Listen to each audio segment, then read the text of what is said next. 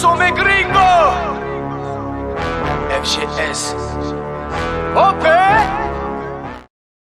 Yo, salut tout le monde, c'est OP, j'espère que vous allez bien et bienvenue sur ma chaîne YouTube. Je suis très content de vous retrouver pour cette nouvelle vidéo. Mais avant toute chose les amis, on s'abonne à la chaîne si ce n'est toujours pas fait. La petite clochette à côté, on clique dessus pour les notifications et on est carré comme un kiri. Et c'est très bon le kiri, j'ai envie de vous dire.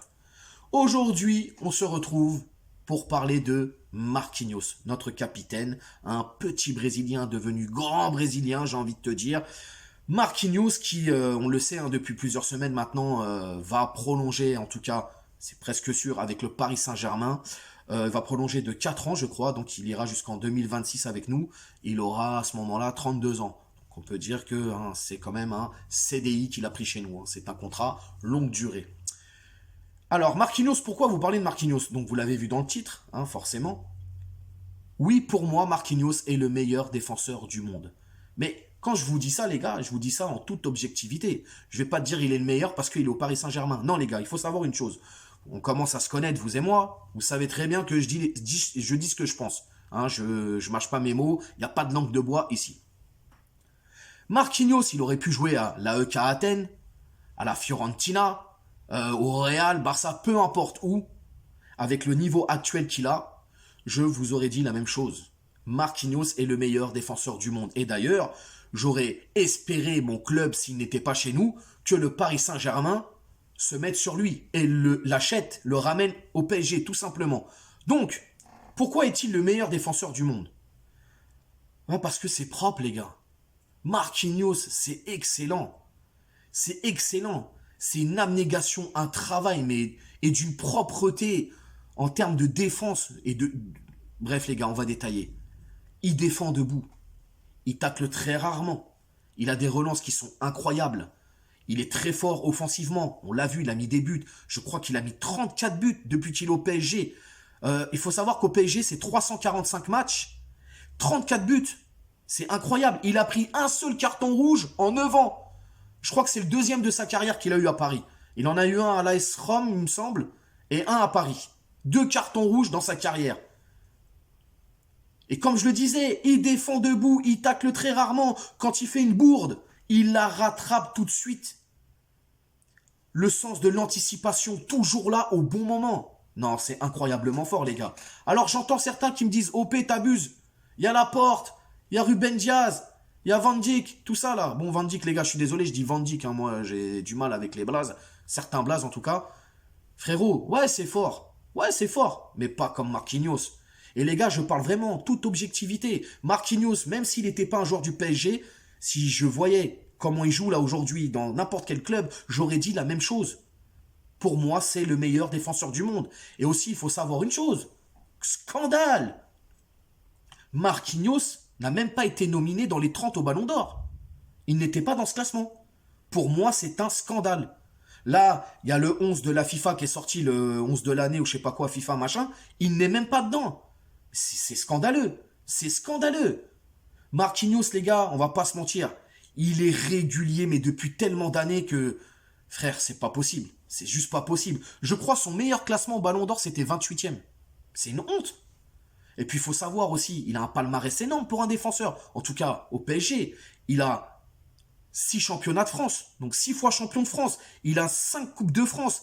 Il a 3 coupes de la Ligue. Il a 5 trophées des champions.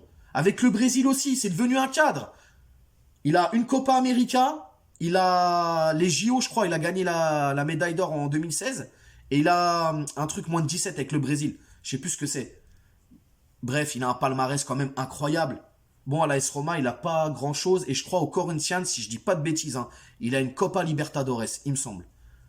Mais c'est un palmarès incroyable. Et puis, faut se souvenir, Marquis, quand il vient à Paris... 19 ans, il arrive de l'AS Roma. D'ailleurs, il jouait au poste de latéral droit là-bas. Donc, il arrive. On se souvient tous de cette fameuse photo où il est sur le boulevard des Champs-Élysées. Il est comme ça. T'as l'Arc de Triomphe qui est derrière lui. Il a son petit appareil dentaire. Il a un pas de def tard les années 60. Incroyable. Et puis même, c'est une adaptation, mais exemplaire. Le mec, au bout de 6 mois, il parlait un français, mais très très bon. D'ailleurs, avec son comparse Lucas, champion mon frère, on se souvient. Mais mec, quand tu compares aux joueurs qui sont là aujourd'hui, mais c'est incroyable. Neymar qui sait dire que ici c'est Paris, ou oui, oui, merci. Di Maria, il fait le cœur et il sait pas parler un mot français. Poche, je t'en parle même pas. Non, le mec, il est venu, il s'est adapté. Et puis même, quand tu regardes dans les stories, ses enfants, tout ça, le petit, il a 3 ans, il connaît déjà les chants des supporters, frérot. Hein, t'as plein de zigotos là qui viennent, qui disent ouais, je suis supporter de Paris depuis des années. Il y en a pas un qui connaît un chant là-dedans, frère. Tous des zigotos, tous des énergumènes qui se disent supporters. Il y en a pas un qui connaît un chant. Le petit Amarty, il a 3 piges, il connaît tous les chants, frérot. Non, c'est incroyable, incroyable. Alors peut-être que certains vont me dire ouais, mais t'es pas objectif. Je l'entends les gars, je comprends, je l'ai déjà dit en début de vidéo, je le comprends. Mais pour moi, il est le meilleur défenseur du monde dans tout ce que je vous ai dit. Il est trop chaud. Marquis, il est trop chaud, les gars. Trop chaud. Alors, comme je l'ai dit au début, il est arrivé latéral droit, hein, il a dû s'imposer, et puis progressivement, il a intégré la défense centrale. Il a aussi appris le métier avec quand même Thiago Silva, hein, parce que Thiago Silva, on l'aime pas, on sait, on a entendu un tas de choses sur lui, mais il a appris le métier à côté d'un grand monsieur, qui est Thiago Silva. Et donc c'est normal.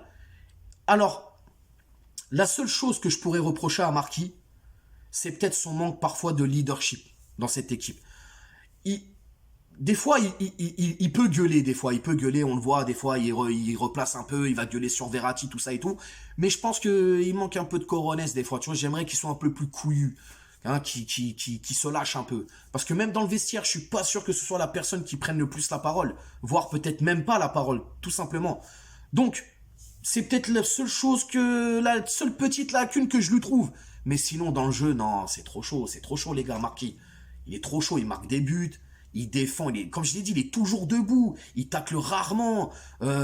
L'avoir sur tes côtes en tant qu'attaquant, c'est relou, c'est un calvaire. Non, il est chaud, les gars. Et puis, vous pouvez me parler de qui vous voulez, hein, en défense ou quoi que ce soit. Hein. Mais pour moi, c'est le numéro 1. Et je le redis, qu'il soit pas dans les nominés du Ballon d'Or de cette année, même dans le 11 FIFA, là, franchement, c'est scandaleux. C'est vraiment scandaleux. Donc, le débat aujourd'hui, c'est quoi finalement? C'est est-ce que j'ai raison quand je dis qu'il est le meilleur du monde à son poste? Moi, je le pense. Les commentaires, c'est fait pour ça, les gars. Donc, les mecs, s'il vous plaît, réagissez à toute patate dans les commentaires et dites-moi si, oui, vous trouvez que j'ai raison ou pas. Et argumentez tout simplement. Je maintiens et je dis, Marquinhos est le meilleur défenseur du monde. Tout simplement, j'assume mes propos. Si j'étais un peu trop loin pour toi, tu m'expliques, tu me dis en quoi lui il est plus fort que Marquis, etc. Et vas-y frère, on débat. Sinon les amis, n'hésitez pas à vous abonner, partager, liker, commenter. Aussi vous dire que tous les soirs à partir de 21h, du mardi au dimanche soir, à partir de 21h jusqu'à minuit, je fais des débats sur Instagram en live. Je fais monter un maximum de gens. Ce live est tout simplement fait pour les supporters, pour nous, pour moi, pour tout le monde, pour nous, pour vous, pour qui que ce soit qui aime le Paris Saint-Germain ou le football en général. Tu viens, si tu veux pas montrer ta tête, il n'y a pas de problème, tu restes dans le chat, hein, tu poses tes questions, on répond tout ça. Si tu veux monter dans le live, tu montes et t'es le bienvenu. Je vous mets l'Instagram ici. Je vous dis peut-être rendez-vous ce soir, hein, si t'es jamais venu, bienvenue à toi. Pour les habitués, bah on se retrouve ce soir les gars. Et puis moi, je vous dis à samedi pour l'avant-match PSG Reims, 22e journée de Ligue 1. Portez-vous bien les amis. Ciao, ciao.